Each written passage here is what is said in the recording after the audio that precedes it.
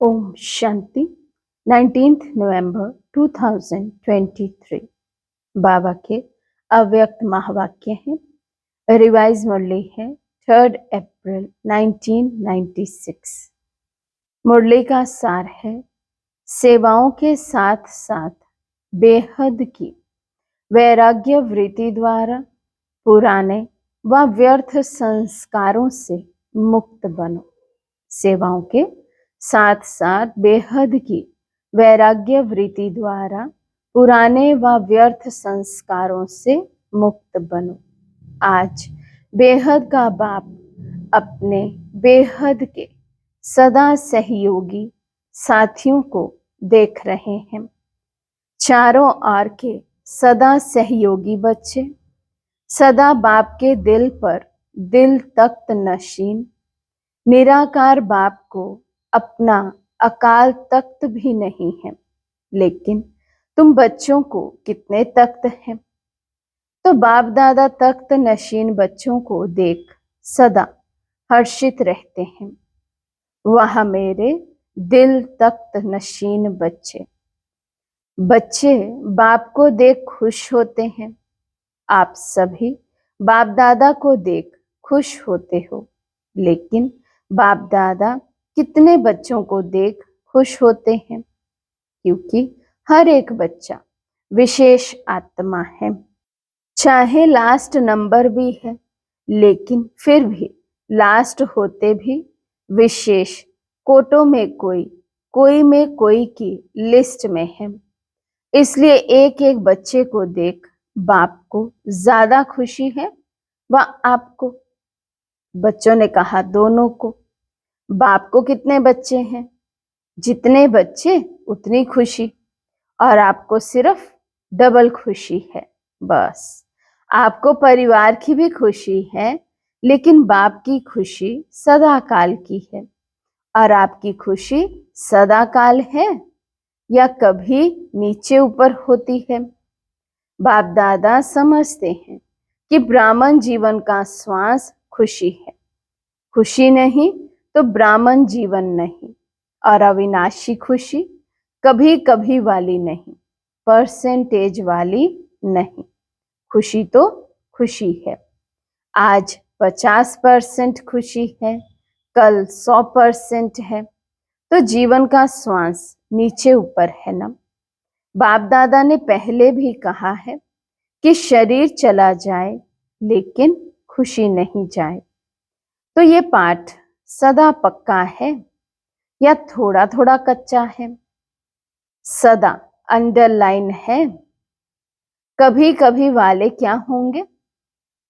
सदा खुशी में रहने वाले पास विद ऑनर, और कभी कभी खुशी में रहने वालों को धर्मराजपुरी पास करनी पड़ेगी।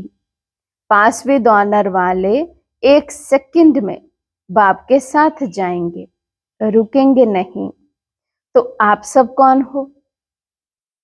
साथ चलने वाले या रुकने वाले? सभी बच्चों ने कहा साथ चलने वाले। बाबा फिर पूछते, ऐसा चार्ट है? क्योंकि विशेष डायमंड जुबली के वर्ष में बाप दादा की हर एक बच्चे के प्रति क्या शुभ आशा है, वे तो जानते हैं ना। बाप दादा ने सभी बच्चों का चार्ट देखा। उसमें क्या देखा कि वर्तमान समय के प्रमाण एक बात का विशेष और अटेंशन चाहिए।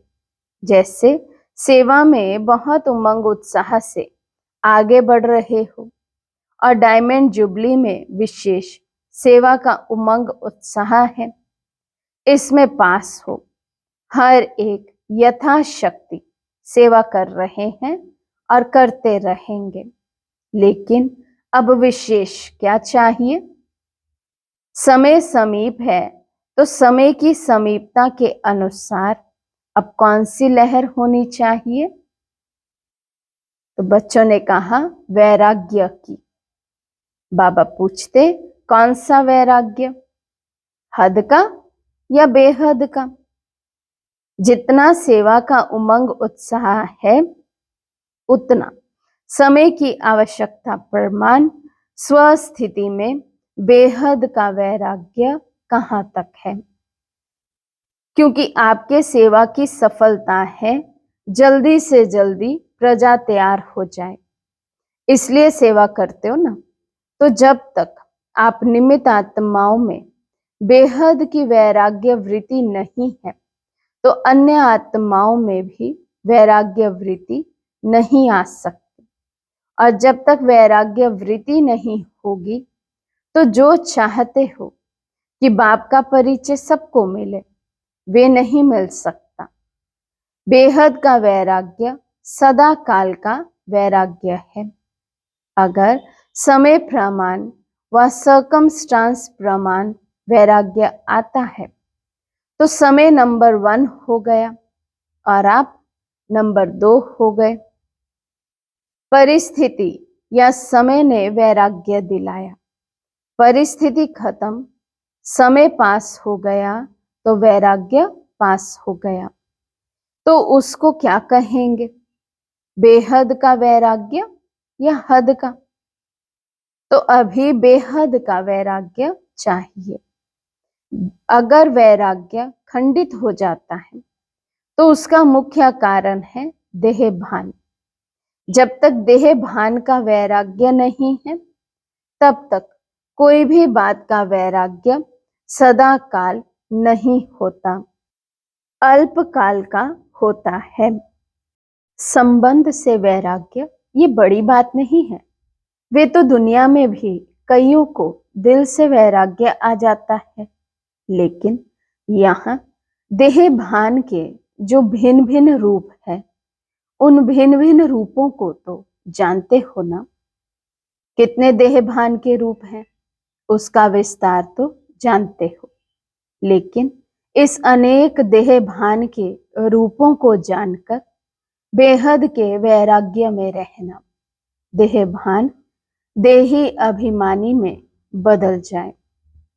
जैसे देह भान एक नेचुरल हो गया, ऐसे देही अभिमान नेचुरल हो जाए, क्योंकि हर बात में पहला शब्द देह ही आता है। चाहे संबंध है तो भी देह का ही संबंध है, पदार्थ है तो देह के पदार्थ हैं, तो मूल आधार देह भान है। जब तक किसी भी रूप में देह भान है, तो वैराग्य वृत्ति नहीं हो सकती। और बाप दादा ने देखा कि वर्तमान समय जो देह भान का विघन है, उसका कारण है कि देह के जो पुराने संस्कार हैं, उससे वैराग्य नहीं है। पहले देह के पुराने संस्कारों से वैराग्य चाहिए। संस्कार स्थिति से नीचे ले आते हैं। संस्कार के कारण सेवा में व संबंध संपर्क में विघ्न पड़ते हैं। तो रिजल्ट में देखा कि देह के पुराने संस्कार से जब तक वैराग्य नहीं आया है, तब तक बेहद का वैराग्य सदा नहीं रहता। संस्कार भिन्न भिन्न रूप से अपने तरफ आकर्षित कर लेते हैं। तो जहां किसी भी तरफ आकर्षण है, वहां वैराग्य नहीं हो सकता। तो चेक करो कि मैं अपने पुराने व व्यर्थ संस्कार से मुक्त हूं। कितनी भी कोशिश करेंगे, करते भी हैं कि वैराग्य वृत्ति में रहें, लेकिन संस्कार कोई कोई के पास या मेजॉरिटी के पास किस ना किस रूप में ऐसे प्रबल हैं जो अपनी तरफ खींचते हैं। तो पहले पुराने संस्कार से वैराग्य, संस्कार ना चाहते भी इमर्ज हो जाते हैं। क्यों? चाहते नहीं हो, लेकिन सूक्ष्म में संस्कारों को भस्म नहीं किया है। कहां ना कहां अंश मात्र रहे हुए हैं, छिपे हुए हैं। वे समय पर ना चाहते हुए भी इमर्ज हो जाते हैं। फिर कहते हैं चाहते तो नहीं थे, लेकिन क्या करें, हो गया, हो जाता है। ये कौन बोलता है, देहभान या देही अभिमान?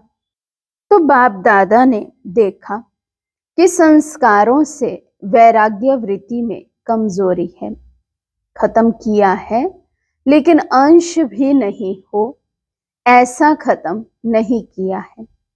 और जहां अंश है तो वंश तो होगा ही।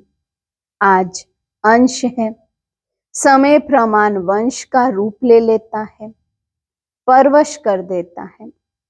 कहने में तो सभी क्या कहते हैं कि जैसे बाप नॉलेजफुल हैं वैसे हम भी नॉलेजफुल हैं, लेकिन जब संस्कार का वार होता है तो नॉलेजफुल है या नॉलेजफुल है?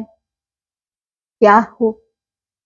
नॉलेजफुल के बजाय नॉलेजफुल बन जाते हो। उस समय किसी से भी पूछो तो कहेंगे, हाँ समझती तो मैं भी हूं, समझता तो मैं भी हूं, होना नहीं चाहिए, करना नहीं चाहिए, लेकिन हो जाता है। तो नॉलेजफुल हुए या नॉलेजफुल हुए? नॉलेजफुल अर्थात नॉलेज को खींचने वाले। जो नॉलेजफुल हैं उसे कोई भी संस्कार, संबंध, पदार्थ वार नहीं कर सकता। तो डायमंड जुबली मना रहे हो, डायमंड जुबली का अर्थ है डायमंड बनना, अर्थात बेहद के वैरागी बनना। जितना सेवा का उमंग है उतना वैराग्य वृत्ति का अटेंशन नहीं है, इसमें अलबेलापन है। चलता है, होता है, हो जाएगा, समय आएगा तो ठीक हो जाएगा। तो समय आपका शिक्षक है या बाबा शिक्षक है? कौन है? अगर समय पर परिवर्तन करेंगे तो आपका शिक्षक तो समय हो गया। आपकी रचना आपका शिक्षक हो, ये ठीक है? तो जब ऐसी परिस्थिति आती है तो क्या कहते हो? समय पर ठीक कर लूंगी, हो जाएगा। बाप को भी दिलासा देते हैं, फिक्र नहीं करो, हो जाएगा। समय पर बिल्कुल आगे बढ़ जाएंगे। तो समय को शिक्षक बनाना ये आप मास्टर रचयिता के लिए शोभता है? बाबा पूछते, अच्छा लगता है? नहीं, समय रचना है, आप मास्टर रचयिता हो तो रचना मास्टर रचयिता का शिक्षक बने, ये मास्टर रचयिता की शोभा नहीं। तो अभी जो बाप दादा ने समय दिया है उसमें वैराग्य वृत्ति को इमर्ज करो, क्योंकि सेवा की खींचातान में वैराग्य वृत्ति खत्म हो जाती है। ऐसे सेवा में खुशी भी मिलती है, शक्ति भी मिलती है और प्रत्यक्ष फल भी मिलता है, लेकिन बेहद का वैराग्य खत्म भी सेवा में ही होता है। इसलिए अब अपने अंदर इस वैराग्य वृत्ति को जगाओ। कल्प पहले भी बने तो आप ही थे कि और थे? आप ही है ना, सिर्फ मर्ज है, उसको इमर्ज करो। जैसे सेवा के प्लान को प्रैक्टिकल में इमर्ज करते हो तब सफलता मिलती है ना, ऐसे अभी बेहद के वैराग्य वृत्ति को इमर्ज करो। चाहे कितने भी साधन प्राप्त हैं, और साधन तो आपको दिन प्रतिदिन ज्यादा ही मिलने हैं, लेकिन बेहद के वैराग्य वृत्ति की साधना मर्ज नहीं हो, इमर्ज हो। साधन और साधना का बैलेंस, क्योंकि आगे चल कर के प्रकृति आपकी दासी होगी, सत्कार मिलेगा, स्वमान मिलेगा, लेकिन सब कुछ होते वैराग्य वृत्ति कम नहीं हो। तो बेहद के वैराग्य वृत्ति का वायुमंडल स्वयं में अनुभव करते हो किस सेवा में बिजी हो गए हो। जैसे दुनिया वालों को सेवा का प्रभाव दिखाई देता है ना, ऐसे बेहद के वैराग्य वृत्ति का प्रभाव दिखाई दे। आदि में आप सभी की स्थिति क्या थी? कराची में जब थे, बाहर की कोई सेवाएं नहीं थी, साधन थे, लेकिन बेहद की वैराग्य वृत्ति के वायुमंडल ने सेवा को बढ़ाया। तो जो भी डायमंड जुबली वाले हैं, उन्हों में आदि संस्कार हैं, अब मर्ज हो गए हैं। अब फिर से इस वृत्ति को इमर्ज करो। आदि रत्नों के बेहद के वैराग्य वृत्ति ने स्थापना की। अभी नई दुनिया की स्थापना के लिए फिर से वही वृत्ति, वही वायुमंडल इमर्ज करो। तो सुना, क्या जरूरत है? साधन ही नहीं और कहो हमको तो वैराग्य है, तो कौन मानेगा? साधन हो और वैराग्य हो। पहले के साधन और अभी के साधनों में कितना अंतर है। साधना छिप गई है और साधन प्रत्यक्ष हो गए हैं। अच्छा है, साधन बड़े दिल से यूज करो, क्योंकि साधन आपके लिए ही है, लेकिन साधना को मर्ज नहीं करो। बैलेंस पूरा होना चाहिए। जैसे दुनिया वालों को कहते हो कि कमल पुष्प समान बनो, तो साधन होते हुए कमल पुष्प समान बनो। साधन बुरे नहीं है, साधन तो आपके कर्म का, योग का फल है, लेकिन वृत्ति की बात है। ऐसे तो नहीं कि साधन के प्रवृत्ति में साधनों के वश फंस तो नहीं जाते। कमल पुष्प समान न्यारे और बाप के प्यारे, यूज करते हुए उन्हों के प्रभाव में नहीं आए न्यारे। साधन बेहद की वैराग्य वृत्ति को इमर्ज करे, मर्ज नहीं करे। अभी विश्व अति में जा रही है, तो अभी आवश्यकता है सच्चे वैराग्य वृत्ति की, और वे वायुमंडल बनाने वाले आप हो।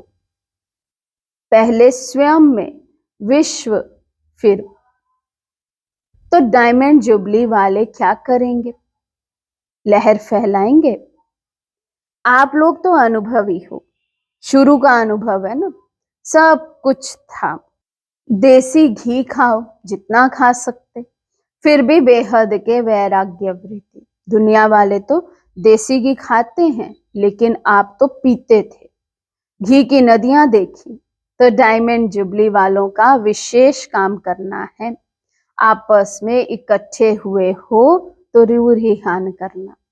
जैसे सेवा की मीटिंग करते हो, वैसे इसकी मीटिंग करो। जो बाप दादा कहते हैं, चाहते हैं सेकंड में अशरीरी हो जाएं, उसका फाउंडेशन ये बेहद की वैराग्य वृत्ति है। नहीं तो कितनी भी कोशिश करेंगे, लेकिन सेकंड में नहीं हो सकेंगे, युद्ध में ही चले जाएंगे। और जहां वैराग्य है, तो ये वैराग्य है योग्य धरनी, उसमें जो भी डालो उसका फल फौरन निकलता। तो क्या करना है? सभी को फील हो कि बस हमको भी अभी वैराग्य वृत्ति में आना है। अच्छा, समझा क्या करना है? सहज है या मुश्किल है? थोड़ा थोड़ा आकर्षण तो होगी या नहीं? साधन अपनी तरफ नहीं खींचेंगे। अभी अभ्यास चाहिए। जब चाहें, जहां चाहें, जैसा चाहिए, वहां स्थिति को सेकंड में सेट कर सके।